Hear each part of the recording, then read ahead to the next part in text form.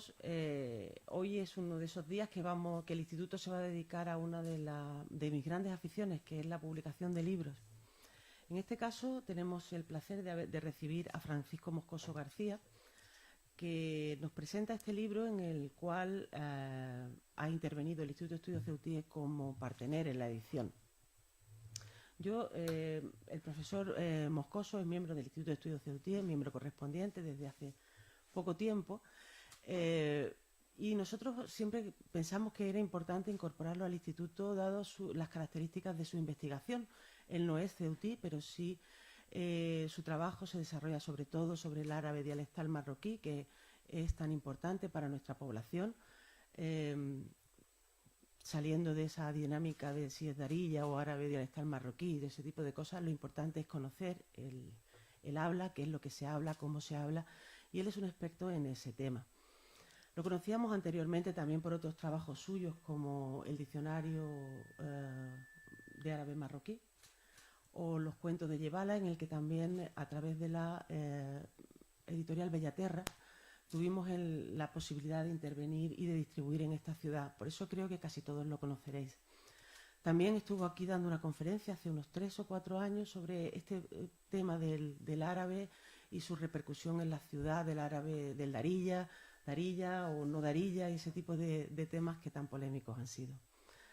El libro que nos presenta hoy es un libro de fondo, un libro de esos que para los archiveros y los bibliotecarios nos preguntamos por qué no se había publicado antes, sobre todo en un país como este, que a principios del siglo XX estaba tan interesado en el tema del árabe. Conocemos la obra de Lerchundi, pero no conocíamos este vocabulario. El título del libro yo lo voy a leer porque es un poquito complicado. Se llama Vocabulista castellano arábigo compuesto y declarado en letra y lengua castellana por el reverendo padre Pedro de Alcalá del Orden de San Jerónimo. Corregido, aumentado y puesto en caracteres arábigos por el padre Patricio de la Torre, de la misma orden, bibliotecario y catedrático de la lengua arábigo erudita del Real Monasterio de San Lorenzo del Escorial y profesor en él. Año de 1805. Simplemente leyendo el título os dais cuenta de que es una edición en donde se ha primado sobre todo el texto original. Yo creo que es uno de los grandes valores de este libro. Pero no solamente el texto original, sino que también hay una serie de aparato crítico que ha preparado el profesor, tanto de la biografía del autor como de otros aspectos que él nos va a explicar ahora esta tarde. Nada más, yo creo que será uno de esos libros que tendrá un recorrido muy largo a través de los estudios de árabe en la ciudad.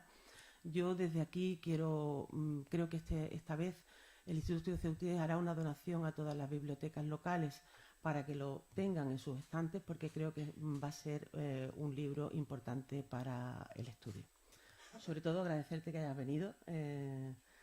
Sé que estos principios de curso son muy complicados y, de hecho, disculpar a algunos de los miembros del instituto dedicados al tema del árabe que no han podido venir porque realmente están hoy preparando clases, preorganizando cursos y ese tipo de actividades propias de la docencia.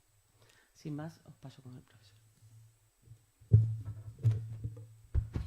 Bueno, muchas gracias y buenas tardes. Lo primero, mi agradecimiento al Instituto de Estudios Ceutíes y especialmente a Rocío, porque desde un primer momento la verdad que ella confió en la propuesta que yo le hacía para la publicación de la obra de Patricio de la Torre. Muchas gracias también a vosotros por estar aquí y por venir a este acto.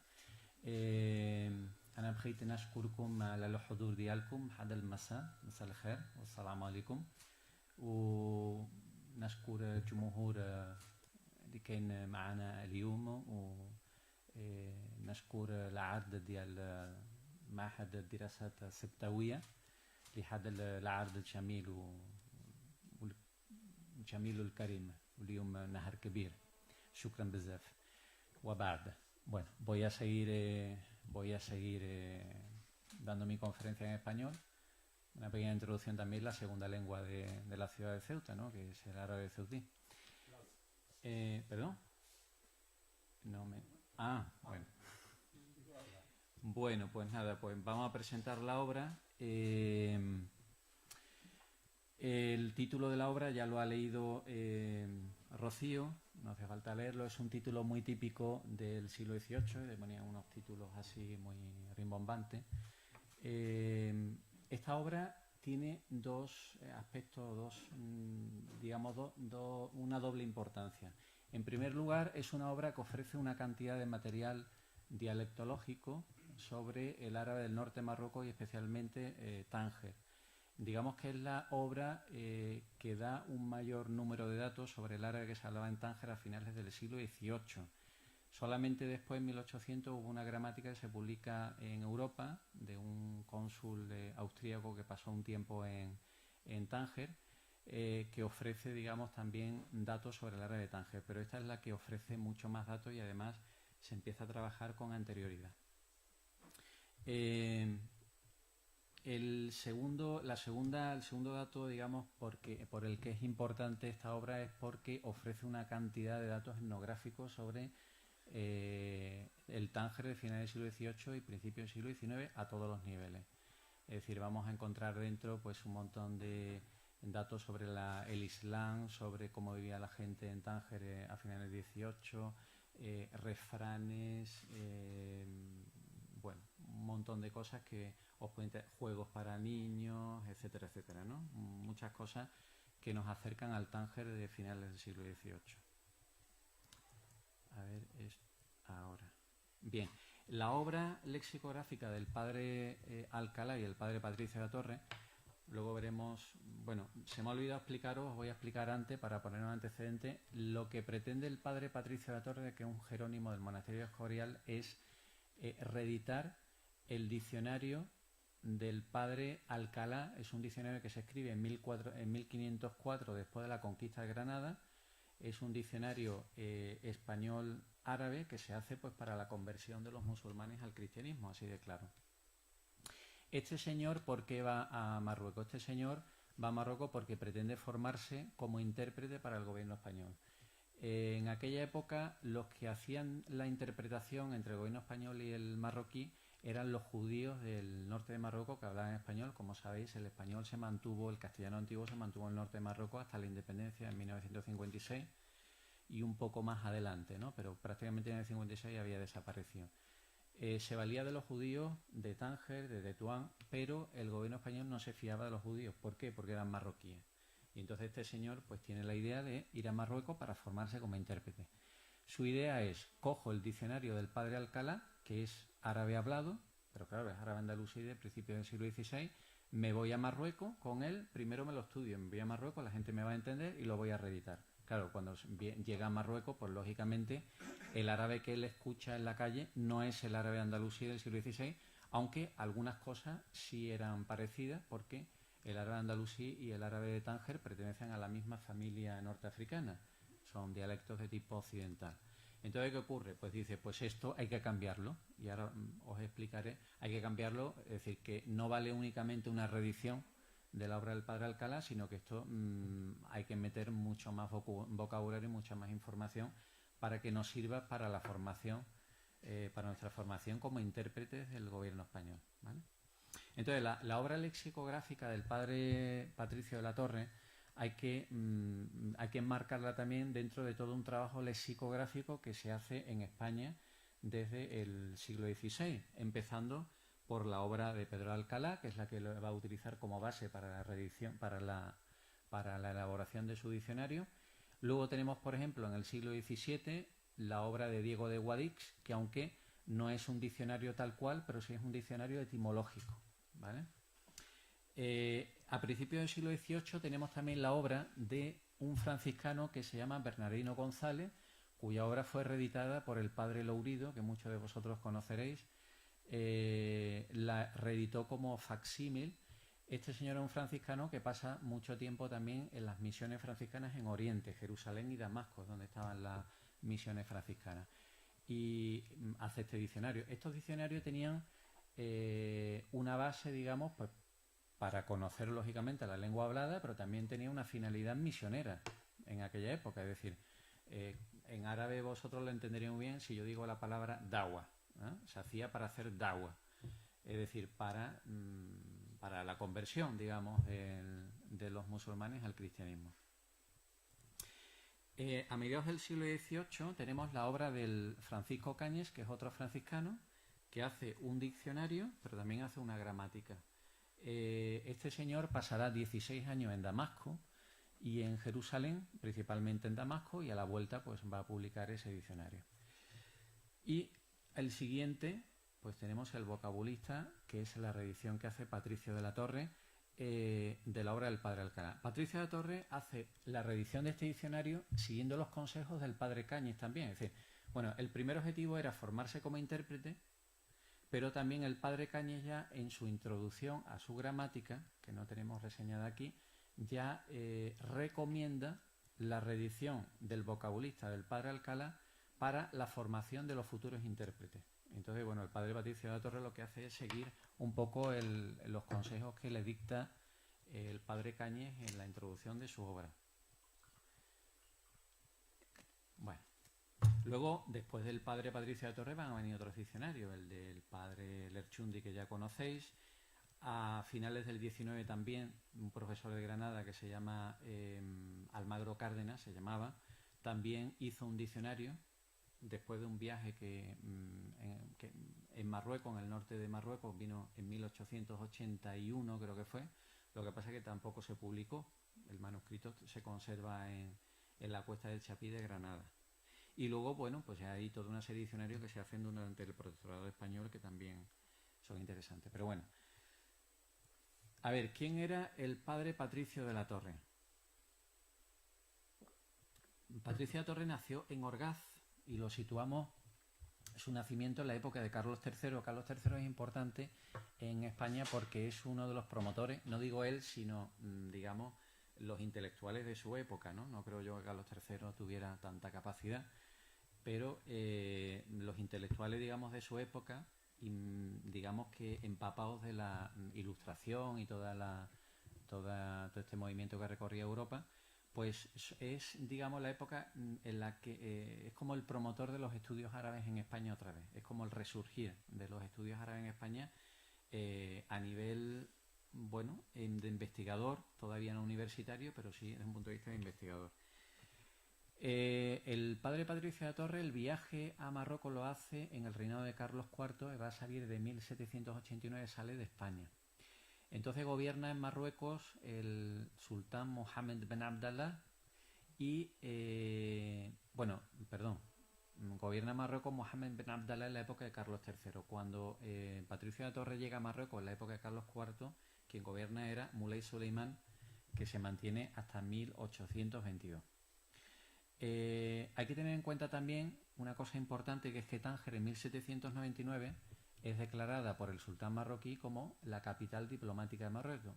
¿Eso qué significa? Pues eso significa que la mayoría de delegaciones, de consulados, embajadas extranjeras se van a instalar en Tánger. Y eso significa que va a haber un movimiento, digamos, de extranjeros y de gente del mundo de la diplomacia bastante importante ya en esta época. Patricio de Torre era un jerónimo del monasterio del Escorial. Los jerónimos eran los que mantenían, digamos, el monasterio de Escorial y los que cuidaban, digamos, de los manuscritos. Todos conocéis que el monasterio de Escorial tiene una de las colecciones de manuscritos más importantes de todo el mundo, que fue robada a Marruecos. Eso todo también hay que decirlo, pero bueno, eso es otra historia, pero ahí está, ¿no? Entonces siempre habían monjes que estudiaban árabe para la conservación de esos manuscritos y él era uno de ellos. Él estudia en San Lorenzo del Escorial y también en los Reales Estudios de San Isidro en Madrid, que es donde se estudiaba entonces el árabe. Fue compañero de estudio de Miguel García Asensio, que es un arabista también del siglo XVIII, con el que escribió también una gramática de árabe clásico. También fue profesor de ambos Mariano Pezzi, que es también otra revista de esa época, conoció también porque también él hizo una especie de catalogación también de manuscritos del Escorial. Y Patricio de la Torre, después de sus estudios, fue nombrado catedrático de árabe en el Escorial en 1787. Esto significa que en el Escorial había una escuela de estudios árabes Y de hecho él, cuando va a Marruecos a formarse como intérprete, va con 2 discípulos suyos, que no son monjes, sino que son, digamos, laicos, que estudian en el Escorial. En 1798 ya sale la Real Orden de Carlos III para viajar a Marruecos y se va con 2 discípulos suyos, que son Manuel Vacas Merino y Juan de Arce y Morís, ¿vale? De estos 2 discípulos es interesante destacar la labor de Manuel de Vacas Merino, porque este señor, a la vuelta a España en 1807, publica una gramática comparativa de árabe clásico y árabe marroquí, que, bajo mi punto de vista, es la primera gramática comparativa que en Europa aparece, digamos, comparando el árabe marroquí con el árabe clásico. Eso en aquella época tenía un bastante valor y sigue teniendo bastante valor. En 1799 llegan a Tánger y sabemos, por ejemplo, allí había un cónsul español importante, González Salmón, que aparece referenciado en bastantes noticias sobre la labor de España en Marruecos, y va a acompañarlo a Meknès para firmar un tratado. Su entrada en Tánger, digamos, ya para asentarse, fue el 22 de septiembre de 1799, ¿vale?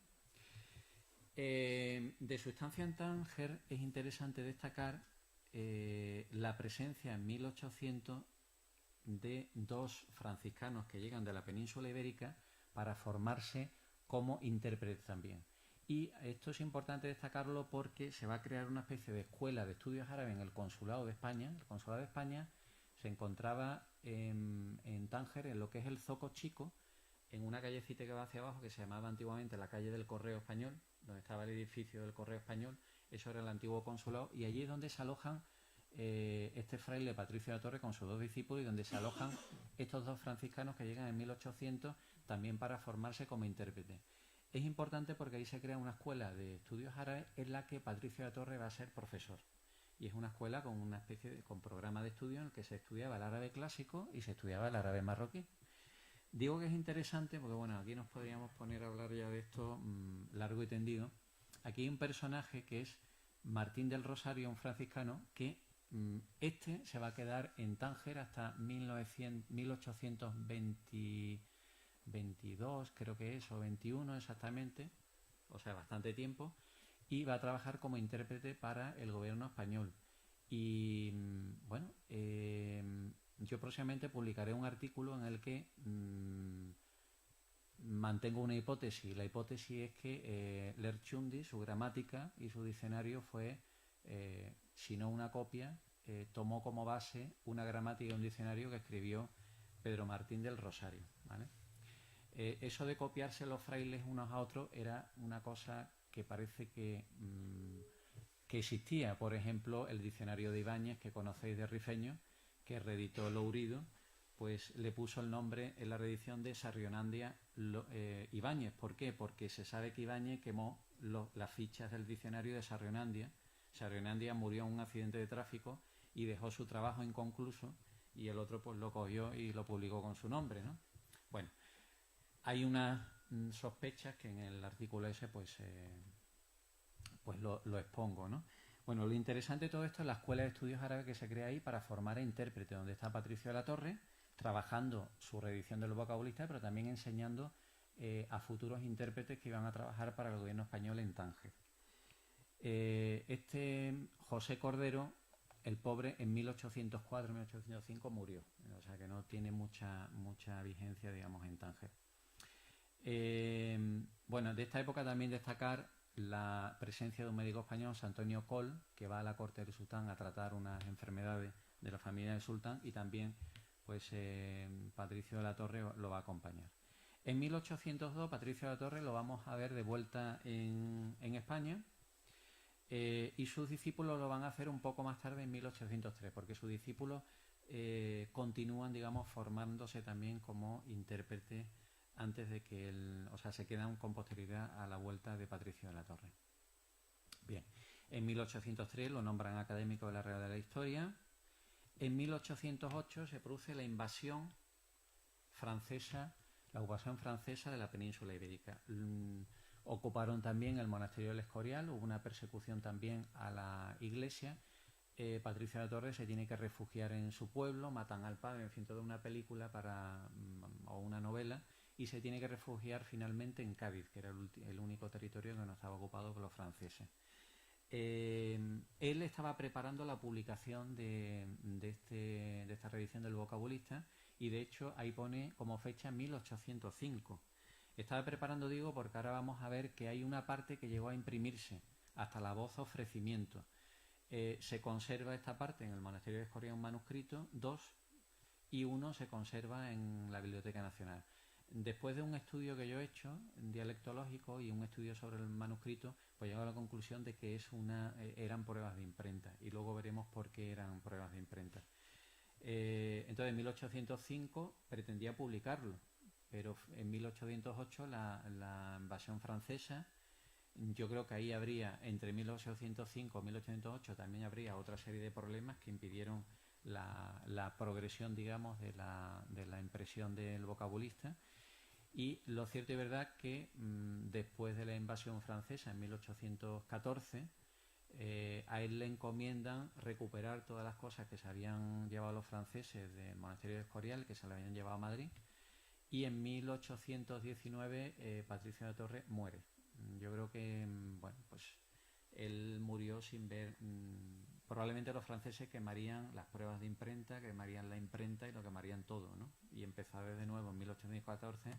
Si hay noticias de que Patricio de la Torre estaba enfermo, y bastante enfermo, en 1817 estaba el hombre medio convaleciente, o sea que yo no creo que tuvieran fuerzas como para retomar, digamos, el proyecto. Algún dato más, pues fue nombrado vicecónsul en Tánger, pero nunca ocupó el puesto de vicecónsul. Lo nombraron estando en Cádiz, pero bueno, por las circunstancias políticas del momento no pudo acceder a ocupar el puesto. 1814 que vuelve, y muerte en 1819. Bien.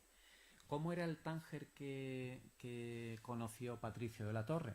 Pues podemos acercarnos al Tánger de Patricio de la Torre a través, por ejemplo, de la obra de Ali Bey, que llega a Tánger en 1803. Todos conocéis los viajes de Ali Bey, ¿no? Y bueno, pues ahí entresaca un texto de su libro. La ciudad de Tánger, por la parte del mar, presenta un aspecto bastante regular. Su situación en anfiteatro, las casas blanqueadas, la de los cónsules de arquitectura regular, las murallas que rodean la ciudad, la alcazaba o castillo edificado sobre una eminencia, y la bahía, bastante capaz y rodeada de colinas, forma un conjunto bastante bello, pero cesa el encantamiento al poner el pie en la ciudad y verse uno rodeado de todo lo que caracteriza la más repugnante miseria. Según Ceballos, en su historia sobre Tánger, pues él habla de 6.000 habitantes. Ali Bey hablaba de 10.000 habitantes, ¿no? Y sigue diciendo Ali Bey: los más son soldados, comerciantes a la menuda, artesanos muy groseros, pocas personas acomodadas y judíos, ¿no? En cuanto a su concepción de la gente, deja ver también su visión orientalista cuando afirma que es ociosa, habla mucho y se dedican a visitarse unos a otros, ¿no? Bueno, estos son detalles. López García también reproduce un texto de Serrat, también hablando sobre el Tánger, en el que hace mención de uno de esos viajeros que llega a Marruecos, Edmundo de Amisis, también describiendo un poco la ciudad. Voy a ir un poco rápido para que, por si luego tenéis algunas preguntas, bueno, tampoco habla un poco sobre cómo era la ciudad y poco más, ¿no? Capital diplomática en 1799, eso ya lo he comentado. Una figura importante, Juan Salmón, que fue cónsul y que aparece en muchos datos sobre la historia y relaciones de España y Marruecos en esta época. La construcción del consulado en la calle Mokhtar al-Ahardán, que es el nombre actual de la calle, que era la antigua calle del Correo Español, en donde se aloja Patricio de la Torre. Se aloja en una zona dentro del consulado que lo llamaban el Hospicio de la Misión, ¿vale? Bien, el proyecto de reedición del Vocabulista. Vamos a retomar un poco algo de lo que yo he dicho antes. El documento fue, el manuscrito solamente fue impreso hasta la voz ofrecimiento. De esto da cuenta Dozy. Dozy es un arabista holandés que tiene un libro, dos tomos importantes para los arabistas, que se llama Suplemento a los diccionarios árabes en francés. Y entonces él en la introducción da cuenta Y dice él que la obra de Patricia de la Torre se publicó, pero que los franceses la quemaron toda. A mí es que eso me pareció muy extraño, ¿no? Si que hubieran quemado todas las obras, alguna quedaría en alguna biblioteca, ¿no? Digo yo, no sé. Y lo único que se conserva es una copia, 3 copias impresas, hasta la voz ofrecimiento, que se corta además en la página, ¿no? O sea que es una cosa curiosa. Bien, esto ya lo he comentado antes. Su intención era formarse como intérprete. Decía, bueno, pues el vocabulista está escrito en árabe andalusí, lengua hablada, pues ya está, pues yo me voy con esto, lo reedito en Marruecos, me lo aprendo y así puedo hablar con la gente, ¿no? Y vio que, cuando llegó allí, pues vio que la reedición no era únicamente reeditarlo, sino que había que meter más cosas. El proyecto Patricio de la Torre, pues podemos decir que le ocupó desde 1798 hasta 1808, cuando se produce la ocupación francesa. Tomó como base para la elaboración de la reedición el Diccionario de Autoridades de la Real Academia Española, al contrario que el Padre Alcalá, que utilizó el vocabulario español de latino de Nebrija, es decir, las entradas, ¿no? Lo que son las entradas eran como la guía para la edición del diccionario, ¿no? El primer borrador completo que se conserva, y se conserva en el monasterio de Escorial, es de 1801, ¿vale? Los cambios con respecto a la obra de Alcalá, pues las entradas las pone en grafía árabe, hay 3.000 nuevas entradas en árabe marroquí, un montón de giros y expresiones del árabe marroquí, eliminación también de muchas entradas del Padre Alcalá, pues dice, bueno, pues si esto la gente no lo conoce, lo quitamos, ¿no? También quita topónimos, gentilicios, etcétera, y 183 refranes, además de toda la información etnográfica que tiene el manuscrito. ¿Qué manuscrito se conserva? Bueno, el manuscrito íntegro, que se acaba en 1801, y sobre ese manuscrito íntegro ellos fueron elaborando otros manuscritos que eran los que enviaban a la imprenta, ¿vale? Entonces tenemos los 2 ejemplares impresos del Escorial, que no tienen introducción, que eso es otro detalle, porque tú, ¿cómo vas a publicar un libro sin introducción? Y empieza directamente de la primera palabra, y que llega hasta la voz ofrecimiento. Luego se conservan creo que son 10 páginas más o menos, ahora os voy a enseñar ejemplos, en la Biblioteca Nacional de España, la continuación de, no de ofrecimiento, sino a partir de, perdón, sí, el 1498-18 se conserva desde la voz ofrenda hasta pasmo, también impreso, pero aquí se da uno ya perfectamente cuenta también que eran pruebas de imprenta, y os voy a enseñar luego una foto. Se conserva también en la Biblioteca Nacional un ejemplar de los impresos estos del Escorial, y se conserva un manuscrito final que va desde la voz pasmo, es que no se ve aquí en el texto que os he puesto, ¿no? Pero está ahí abajo. Desde la voz pasmo hasta el final se conserva un manuscrito a mano que está trabajado sobre el manuscrito inicial en 1801, y se ve perfectamente que ese era el que iban a enviar a la imprenta, ¿vale? Que será la continuación, es decir, iban enviando a la imprenta por trozos, ¿vale? Bueno, aquí tenéis, por ejemplo, el manuscrito, este es el manuscrito, el 223, este es el que contiene, el que hicieron entero en 1801, sobre el que trabajaron luego más adelante enviando copias a la imprenta. Esta es la copia impresa que va hasta la voz ofrecimiento. Esta es la parte que se conserva de 10 páginas impresa en la Real Academia de la Historia, que como veis se ve perfectamente que son pruebas de imprenta, porque está al revés. O sea, hay partes que está al revés, aquí no se ve muy bien, pero el texto está en español, luego la grafía era al revés, o sea que estaban trabajando en ello. Esta es la última parte. Curiosamente, la última parte, que es la que envían a imprenta, la que se supone que estaba ya trabajada para enviar a imprenta, ponen la introducción, no aparece la parte impresa. Y luego, haciendo un estudio sobre el texto impreso, también hemos visto que habían voces que se repetían, habían erratas, quiere decir que estaban trabajando me imagino que la imprenta les pasaba una primera impresión y ellos revisaban esa impresión, y yo creo que estaban en el proceso de revisión de ese proceso de revisión de las pruebas de imprenta de esa parte. Bien, por tanto, mi conclusión es que el manuscrito no llegó nunca a publicarse, como decía Dozy en su suplemento de los diccionarios árabes.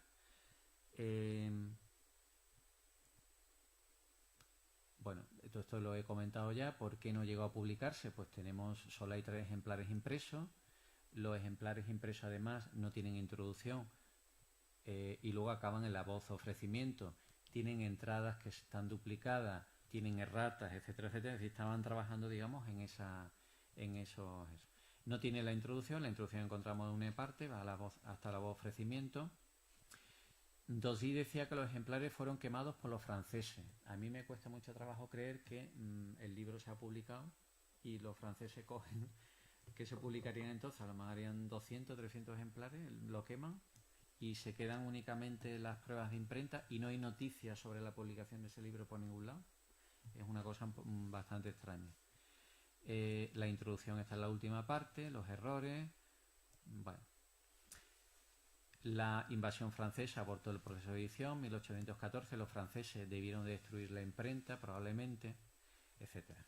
Bueno, luego, ¿cuáles son las fuentes que va a utilizar el padre Patricio de la Torre para la elaboración de su manuscrito? Las fuentes él mismo hace referencia a ellas en diferentes entradas a lo largo del diccionario. Es decir, él al principio no dice yo he cogido todas estas fuentes, no, sino que en la entrada X o la entrada ofrecimiento, pues dice, para decir esto me he basado en esta fuente, ¿no?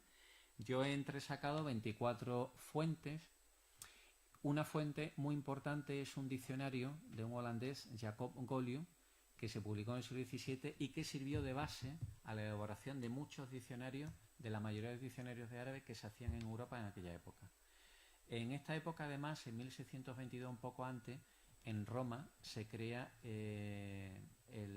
la sección esta del Vaticano de la propaganda fide, que es una especie de oficina, digamos, del Vaticano para los asuntos de misiones, ¿no? Entonces, después de la creación de esta oficina del Vaticano, pues desde allí pues se van a empezar a hacer diccionarios y gramáticas de aquellos territorios donde iban los misioneros, es decir, a Japón, a China, a Filipinas, al mundo árabe, etcétera, etcétera, ¿no? Entonces, poco después de la aparición de la creación de esta oficina del Vaticano para la propaganda fide, para las misiones, se va a publicar el diccionario este de Goliu, que va a servir de referencia en cuanto a las entradas, ¿no? Este diccionario tiene muchas entradas religiosas, o sea, del catolicismo, ¿vale? Entonces, toda esta gente que hacían diccionario con posterioridad copiaban, digamos, esas entradas y luego ya le ponían el significado de la lengua que ellos estaban trabajando. Bueno, por curiosidad, pues otras obras, el Raud al-Qirtas, que es un manuscrito para conocer, digamos, la historia de los sultanes de Fez, muy importante en Marruecos, la obra de Covarrubias, que conocéis, ¿no? El tesoro de la lengua castellana. Bueno, él también utilizó un diccionario de árabe y de persa del siglo XVII de Meninsky. Y luego, por ejemplo, una fuente importante para que ahora vamos a ver para Patricio de la Torre, para los refranes marroquíes, va a ser Ibn Asim al-Gharnati. Ibn Asim al-Gharnati es un granadino del siglo XV, pero que él va a utilizar también muchos de los refranes que aparecen en la obra de Ibn Asim al-Gharnati, los va a utilizar en su obra y los va a incorporar.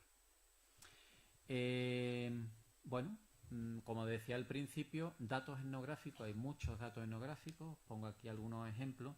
Por ejemplo, hay referencias a juegos. No sé si con el malakef todavía se utiliza en Marruecos. Luego el gomaita también juegan los niños todavía en Marruecos, al escondite. El juego del ajedrez, ¿no? El fidja, en fin. Por ejemplo, comportamientos como la manera de orinar. Fijaros qué cosas más curiosas, ¿no? Dice, sal de tu tierra y mea de pie. Entre los maometanos el mear de pie es una cosa poco decente y mal vista, y como ellos dicen, Juame Cruz, poco decorosa, o esquivada, que interpreta el padre Alcalá. Pónense para esto en cuclilla y con mucha honestidad, ¿no? Bueno. En etnocentrismo, bueno, ahí me ha faltado, hay una errata. Hay mucho etnocentrismo, lógicamente, en la visión, digamos, que se tenía de la sociedad marroquí de esa época y también de la religión. Es decir, etnocentrismo, porque lo nuestro es lo mejor, ¿no? Celebraciones, por ejemplo, la Harja, que todos conocéis, ¿no? Cuando el niño aprende el Corán de memoria, o una parte, pues sacan al niño en procesión. Todavía en algunos sitios se conservan, lo sacan montado en un burrito, en un caballito, ¿no? Y vestido de blanco, creo, ¿no? Y entonces, pues, eso se llama la Harja, en la salida, ¿no? Literatura oral, también hay bastantes, refranes, hemos dicho que hay 183 refranes, coplas también, algunas coplas del norte de Marruecos, como las coplas de las que había hablado Rocío antes, que yo edité, que es de un señor que vivió en la época del protectorado, las coplas que se cantan en la región de Yebala, que conocéis, la Aita y la Ud, que son típicas del norte de Marruecos. Por ejemplo, mejor es que mi dicha la dicha de la esclava, pues que yo a pie me veo y ella a caballo anda, ¿no? Esto es una copla, esto habría que cantarlo al estilo del norte de Marruecos. Sobre el Islam, se define al Islam como una secta, pero eso de que se define al Islam como una secta eso ya data de antiguo. Fijaros, ya en el siglo VIII, San Juan Damasceno, al hablar de las herejías que habían dentro del cristianismo, pues se hablaba del Islam como una secta. ¿Por qué se pensaba que era una secta? Porque como había tantas corrientes en aquella época, habéis hablado de los arrianistas, los donatistas, los maniqueos, los nestorianos, monofisitas, habían un montón de corrientes, digamos, llamadas heréticas por la Iglesia oficial, ¿no? Eso habría que ver también lo que es herético o lo que no es herético. Entonces, se considera el Islam una secta, ¿por qué? Pues porque el Islam cree en Jesús como profeta, cree en la Virgen María. Hay referencias también, por ejemplo, a Jesús, por ejemplo, en el Corán, que hizo un pájaro de barro y sopló, eso viene de los evangelios apócrifos. Hay referencia incluso a la Eucaristía en el Corán, ¿no? Entonces, bueno, se cree en el Dios único, ¿vale? Pues todo eso hacía pensar también a muchos cristianos que se trataba de una nueva corriente herética. Y de hecho, yo me he encontrado hasta sacerdotes ya mayores en Argelia, cuando yo estuve viviendo allí, que seguían manteniendo la idea de que el Islam en su origen era una secta del cristianismo, ¿no? Lo mismo podríamos decir cristianismo que era una secta del judaísmo, ¿no? O sea que esto es...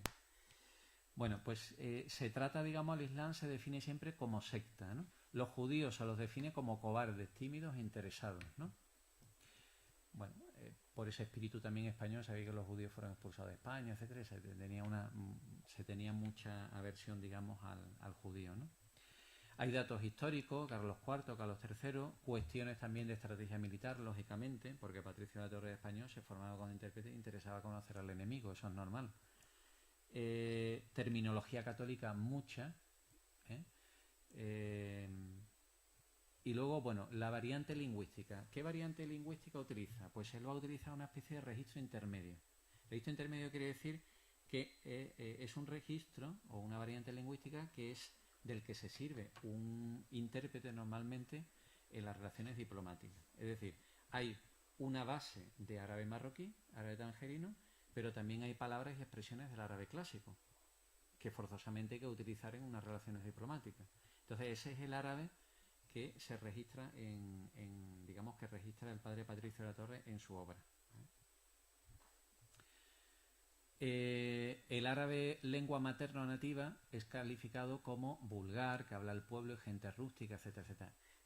Haciendo un inciso aquí, yo por ejemplo a mí no me gusta denominar al árabe marroquí, al árabe ceutí como darija, aunque bueno, pues es un convencionalismo porque la palabra darija en árabe ya sabéis todo que significa pues circundante, significa vulgar, significa coloquial. En ningún momento se define ni como lengua ni como variante lingüística. Es decir, el nombre en sí tiene un carácter despectivo, ¿vale? Porque la lengua por excelencia es el árabe clásico, según los que dominan el cotarro. Entonces, bueno, pues aquí también se refleja esto con respecto a la lengua materna, ¿vale? La lengua habla de la calle, habla o lengua de las calles, habla del pueblo, etcétera, etcétera. Bien. Esta idea errónea de que la lengua hablada es una desvirtuación del árabe clásico y de que no tiene ningún valor, pues es una idea que está muy entroncada, digamos, que viene ya de antaño. Ibn Khaldun, por ejemplo, pues lo deja muy claro, ¿no? Es decir, la lengua hablada es una deformación, una vulgarización del árabe clásico. Lo que sí es verdad es que el árabe clásico no se sabe nunca si existió ni siquiera como lengua nativa de alguien, es una lengua muerta. Por tanto, decir que el árabe lengua hablada procede del árabe clásico es un absurdo desde un punto de vista lingüístico, ¿no? Pero esa idea se ha ido manteniendo y ha no solamente impregnado el discurso religioso y político en el mundo árabe, sino también el discurso del arabismo en nuestro país, en Europa, a lo largo de todos los siglos, e incluso todavía en algunos sitios se mantiene ese discurso. Bien, importante la vocalización. El texto está escrito en árabe marroquí, árabe clásico también, hay palabras en árabe clásico, pero ¿qué hace el padre Patricio de la Torre? Las palabras en árabe clásico las va a reproducir con la pronunciación de la lengua nativa, es decir, en árabe marroquí. Entonces, no nos extrañe ver una palabra que no está vocalizada como en árabe clásico, si es clásica. ¿Por qué? Porque este señor lo que hace es, con su oído, reproducir lo que era la lengua hablada, lo que le interesaba era la interpretación. ¿Vale? Bien, es árabe de Tánger. El árabe de Tánger pertenece a la familia de dialectos del norte de Marruecos, de la región de Jebala. Es una región, digamos, dialectal en Marruecos. En Marruecos hay 3 grandes regiones: norte, la zona centro, donde están las grandes ciudades, y la zona sur, que va desde el Valle del Dra hacia Mauritania, es donde se habla el Hassanía. Bueno, el árabe de Granada, pues a mí me da la impresión de que lo que hace Patricio de la Torre es que las entradas en árabe granadino que se seguían utilizando en el norte de Marruecos las mantiene, y las que no, las que él veía que se pronunciaba de otra manera, pues la ponía a la pronunciación tangerina, y las que él veía que no aparecían, pues las quitaba, ¿vale? Directamente las quitamos. Bien, luego, bueno, sobre la variante lingüística, además de bueno, yo he hecho una introducción en esta obra en la que hago presento, digamos, someramente la variante lingüística en la que está escrito el diccionario, pero luego he hecho un artículo, por si alguien quiere profundizar más, en el árabe de Tánger, entonaciones del siglo XVIII a partir del vocabulista, que está publicado en una revista de la Universidad de Cádiz. Bien. Otra cosa muy interesante de la edición vocabulista son los préstamos que hay de la península ibérica en el diccionario. Bien, el préstamo lingüístico, no hace falta que os explique que todas las lenguas necesitan préstamos lingüísticos, si no es que mueren, no pueden sobrevivir, porque no pueden hacer frente, digamos, a la modernidad y a las nuevas necesidades que van surgiendo, ¿no? El mismo español todavía sigue utilizando 2000 palabras, están contabilizadas en la Real Academia Española, de origen árabe, otras tantas de origen, no sé, de griego, del latín, etcétera, etcétera, ¿no? Por tanto, todas las lenguas se tienen que nutrir. Si las lenguas no se nutren, a mí me gusta mucho una palabra que utilizaba Juan Goytisolo para hablar de la sociedad en Europa, que si la sociedad no es bastarda, pues termina muriéndose, ¿no? Es decir, nos tenemos que mezclar. Pues las lenguas son también bastardas. Si una lengua no coge palabras de otra y se mezcla, pues muere. Pues digamos que el préstamo lingüístico es necesario. Bueno, Lázaro Carreté define el préstamo lingüístico como un elemento lingüístico, una lengua toma de otra, bien adaptándolo en forma primitiva, bien imitándolo o transformándolo más o menos. Fijaros, esto es un recuento que yo he hecho de los préstamos que aparecen en la obra de Patricio de la Torre, que son en torno a 242, si mal no me acuerdo. Y bueno, pues los más utilizados están relacionados con la vegetación, con peces, con partes del cuerpo, ropa, animales, comercio, ¿vale? Vida militar, etcétera, ¿no? Estos préstamos son de origen peninsular. Unos son de la época del Andalus, estamos hablando de romances que se hablaban en la península ibérica y que entraron a través del árabe andalusí, y otros son del siglo XVII, que vienen directamente de España, por el trasiego comercial, por trasiego comercial, pescadores, etcétera, ¿no? También otra fuente importante de préstamos del español en el árabe tangerino es el español o el castellano hablado por los judíos del norte de Marruecos.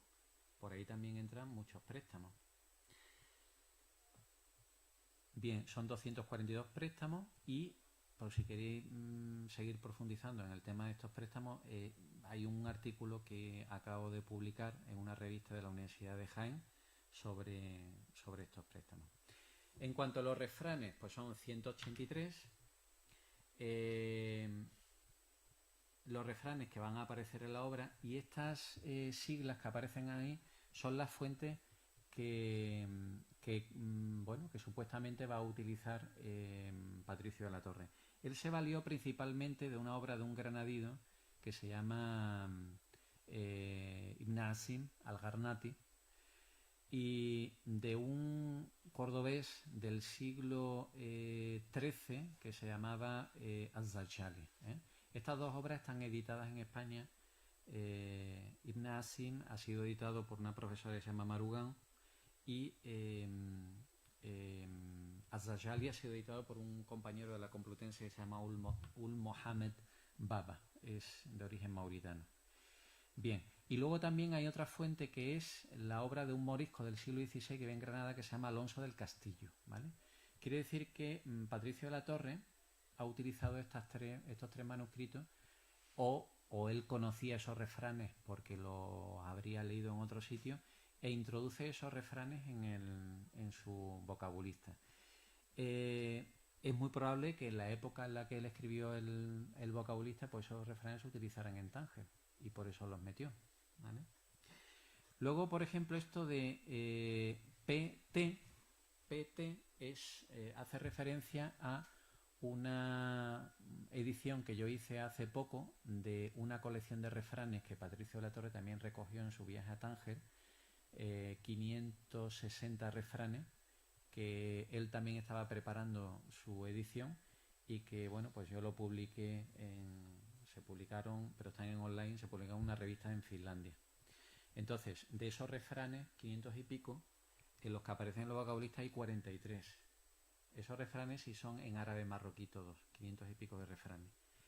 Y luego este Maten hace referencia a una colección que ha aparecido hace unos años de la Academia de la Lengua Marroquí, que es una recopilación de casi 30 y tantos mil refranes marroquíes. Entonces yo he cogido eso y he mirado los 183 refranes y resulta que hay 44 que se utilizan actualmente todavía en Marruecos, en esa colección. Bueno, luego esto es un cuadro en el que, de los 183 refranes hay 44 que no sabemos de dónde los ha sacado. De Ibn Asim hay 33 únicamente de Ibn Asim, que además no se repiten en Az-Zarjali ni se repiten en Alonso del Castillo, porque entre ellos también se copiaban, ¿vale? Bueno, es una tabla comparativa que la tenéis en el artículo ese que yo he referenciado sobre préstamos también. Bueno, aquí os he puesto algunos ejemplos de refranes. No nos va a dar tiempo mirarlo todo, pero bueno, para que veáis cómo hacía él. Dice: cuando la barba de tu vecino vieres pelar, echa la tuya en remojo. Pone refrán que advierte: debemos servirnos y aprovecharnos de lo que a otros sucede para escarmentar y vivir con cuidado. Bueno, te explica, ¿no? En otro sitio te explica, por ejemplo, el refrán como se dice en español: cuando haga miel el escarabajo. Corresponde en la sentencia a nuestra frase famosa: cuando la rana tenga o críe pelos, ¿no? Bueno, hay muchos ejemplos. Y nada, yo con esto, si queréis, paso a vuestras preguntas y yo respondo a las preguntas como buenamente sepa responder. Muchas gracias.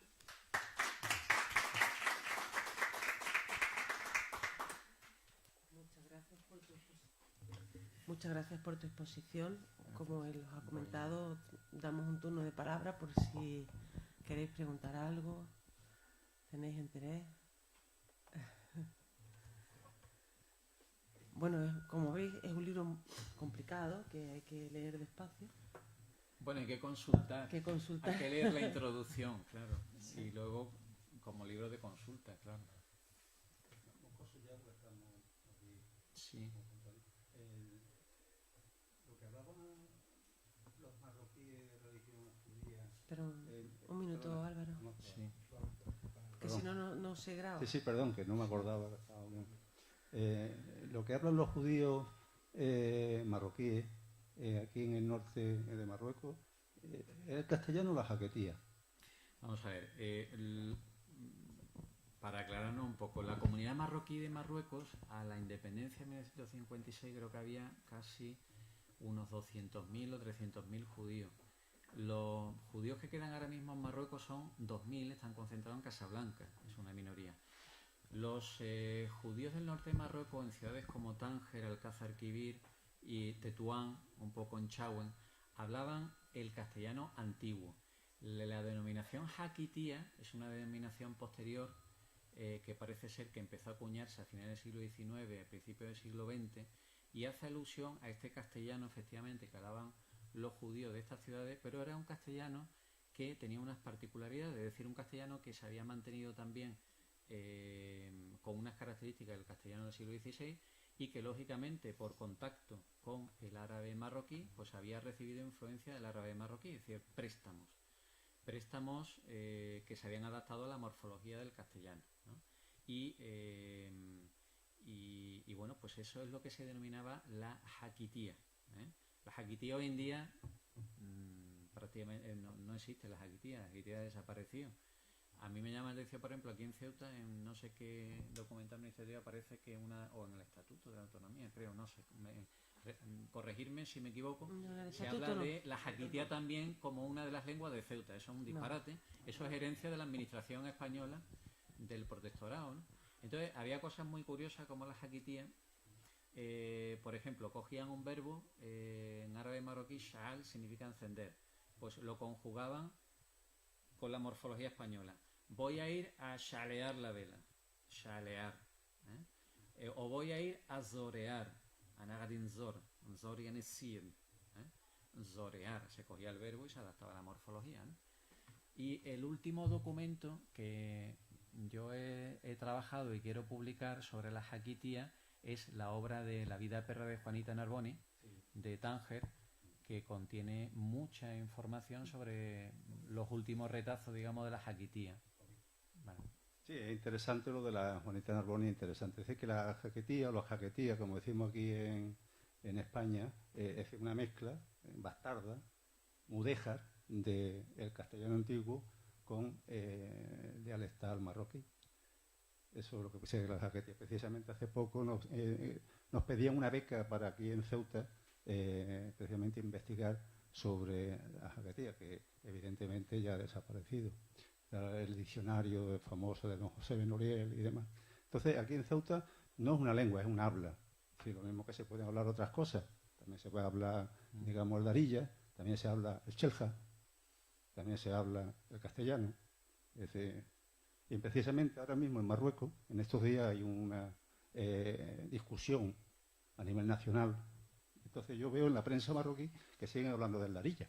Sí, hombre, hay mucho debate nacional, lógicamente. Bueno, sí, entonces, sí. La opinión de Tahar Ben-Jelloun, la opinión del presidente ahora mismo del gobierno, es decir, cómo por la inclusión del darilla en el sistema marroquí, dice que es anticonstitucional y abogan, digamos, estos señores, precisamente por ese árabe, no sé cómo llamarlo, culto. Hombre, que es anticonstitucional, pues claro, porque la Constitución además que reconoce dos lenguas en Marruecos, que son el árabe, que ellos entienden, el único árabe es el árabe clásico, bueno, y punto, claro, y el amazigh, que no saben tampoco muy bien lo que es. El amazigh sí lo reconoce la Constitución.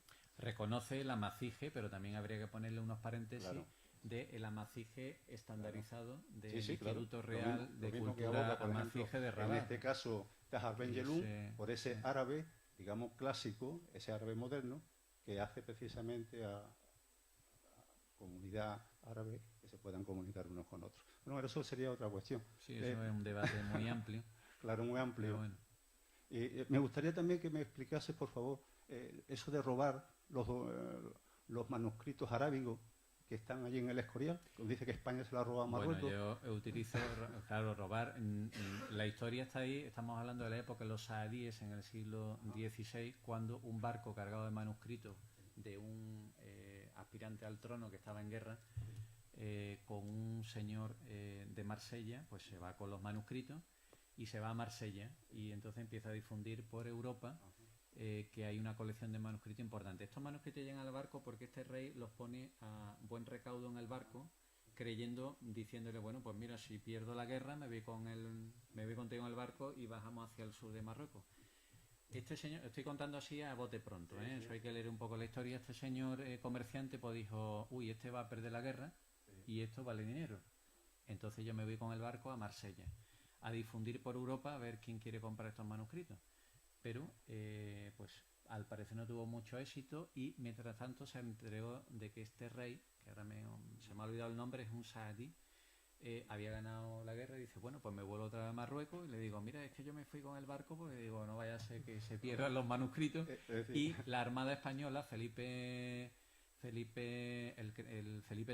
¿no? Felipe III fue el que fundó el Escorial, ¿no? El monasterio de Escorial, o Felipe II. Felipe II. Eso, Felipe II. Es importante. Felipe II es un poquito importante. Yo que no soy historiador. No, yo solo recuerdo que Felipe II pues envía a la Armada Española y dice, señores, nosotros queremos crear aquí una biblioteca con las 3 lenguas más importantes que entonces se consideraban, que eran el latín, el griego y el árabe.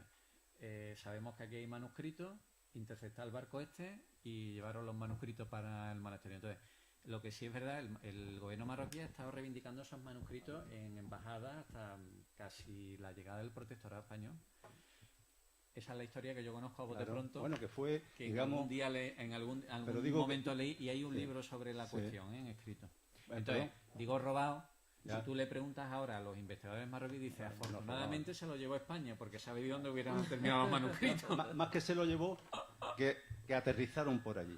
Bueno, entonces yo digo, en ese momento también desde Rabat, es decir, en tiempo eso de los saharianos, uno más, uno menos, es decir, la República Corsaria de Rabat Saleh, eso, los barcos que se llevaban allí para allá, eso no sería... Yo lo único que conozco de la República es que hay una entrada importante de préstamos del castellano en el árabe marroquí. Claro. Y de hecho todavía existe alguna gente mayor que hablan el árabe andalusí en la Medina de Rabat y en Saleh, que conservan muchas palabritas de esa época. Mira. Que trajeron esos moriscos que luego se dedicaron al corso. En esa época, ¿no? Piratas. Es lo único que conozco, es lo que me interesa. ¿No? En este caso, en el instituto tenemos precisamente una joyita que es de los moriscos de hornachos, que eso eran los que... Los hornacheros, efectivamente. Claro. Allí hay una calle en la Medina de Rabat, que es la calle de los hornacheros. Los hornacheros y los andalusíes eran la mano de obra. Los que patrocinaban el corso eran y después le pagaban el tributo al sahariano de turno. Entonces, precisamente, bueno, es decir, que todo esto de robar, tal, es decir, era un momento digamos, de que había patente de corso. Se ¿sabes? puede justificar todo con el vocabulario que queramos, pero al final es un robo. De un lado o de otro, ¿no? No robar, de un lado o de otro. Robar, no, eso no es robar. Entonces casos... cuando Yuder Pachá llega a Timbuktu y carga las mulas de oro y se la lleva al otro sahariano, ¿eso qué es robo o cómo me imagino que eso? sí, ¿no? La historia se ha hecho de robo. ¿Sí? Avatares de la historia. No sé. Avatares de la historia. Que muchas veces han hecho que se pudiera... Que muchas veces han hecho que se conservaran documentos que de otra manera no se hubieran conservado. Desde luego este es un documento donde el avatar de la historia es importantísimo, porque que no se llegara a publicar, toda esta historia de la edición es una historia, la verdad, que para mi trabajo y tal, muy interesante. El manuscrito, que quizás no me he enterado, ¿estaba en el Escorial? ¿El manuscrito de la torre? El manuscrito primitivo está en el Escorial. El primitivo que compone todo el diccionario está en el Escorial. Las 2 copias impresas que se conservan en el Escorial. Hay una copia impresa más en la Biblioteca Nacional, que son las que estaban trabajando yo para las pruebas de imprenta. Y luego hay otro manuscrito pequeñito de 10 páginas que está en la Biblioteca Real de la Historia. Y el último está en el Escorial, que es la última parte que habían preparado para enviar a la imprenta. Entonces yo lo que he hecho es unir los manuscritos más cercanos a la edición final. Ujú. Y me ha faltado un trocito, desde que serían como unas 5 o 6 páginas, que he cogido del manuscrito inicial. No, te iba a preguntar, pues, si trabajaste en el Escorial, Sí. ¿conociste, por una curiosidad personal, a Braulio Justel? Sí, hombre, Braulio José del Calabozo, que de hecho dedico el libro este a Braulio José del Calabozo, que fue catedrático de Estudios Árabes en la Universidad de Cádiz. Ah, ¿se lo dedicas a Braulio? No lo había... Sí, viene en la introducción, dedicado a Braulio José del Calabozo, que fue el que me puso en la pista de estos manuscritos. Fue porque un él miembro de tiene mi tribunal de oposiciones, lo he recordado. Es que él tiene un libro que Relación de es libros sobre altos. Patricio de la Torre, sobre la vida de Patricio de la Torre. Sí, sí. Él fue monje en el Escorial y luego, bueno, pues se hizo por los avatares de la vida, bueno, pues se hizo catedrático de árabe De árabe. y murió en Cádiz en el 94. Llegó a dirigir la biblioteca del Escorial, ¿no? Llegó a dirigirla Sí. en algún tiempo, claro. Sí, Yo pero- cuando estuvo aquí era director de la biblioteca del Escorial. En el 94 murió el pobre hombre, muy joven todavía, de un infarto, recién inaugurado los estudios de árabe en Cádiz. O sea, la especialidad, digamos, ¿no? Porque árabe sí había. En cuanto a lo de bastardeo, que está muy bien por parte de Juan Guetisolo, marca un hito, sobre todo para ver la literatura de otra parte. Bueno, siempre, pero él habla sobre todo de mudejarismo, ¿no? Entonces, el bastardeo es el mudejarismo, que es una constante en la historia española. Porque, por ejemplo, cuando se encuentra Sidi Ahmed Benengeli, autor del Quijote, que va paseando Miguel de Cervantes por la calle de Alcaná, en Toledo, y se encuentra unos papeles escritos en arábigo que se lo hace traducir. Esa es la historia de España, y que no es nada nuevo. Es decir, ese mudejarismo es esa mezcla, esa mímesis. Entonces, claro, Efectivamente. siempre estamos hablando de la lengua castellana, es decir, que le debe, entre otras cosas, le debe o condiciona esas 4.000 palabras que se supone de origen árabe. Y entonces, en nuestro diccionario de la Real Academia, si queremos aprender árabe, pues nada más que tenemos que ir consultando las palabras y veremos el origen.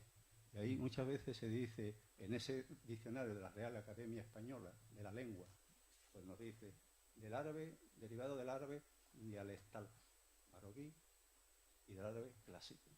Y que en el- Ya en de el dialectal diccionario- andalusí, ¿eh? Andalusí. Los préstamos del español árabe en el español entran a través del árabe andalusí. Pero bueno, que viene, lo que viene es, cuando lees el diccionario de la Real Academia, habla de derivado del árabe clásico y del árabe, en este caso, dialectal.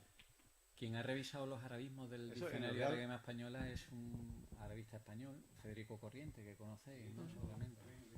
El diccionario. Diccionario. Y tenemos aquí en Ceuta,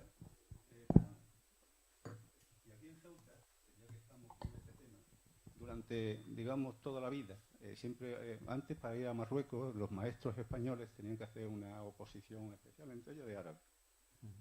Entonces, durante muchos años,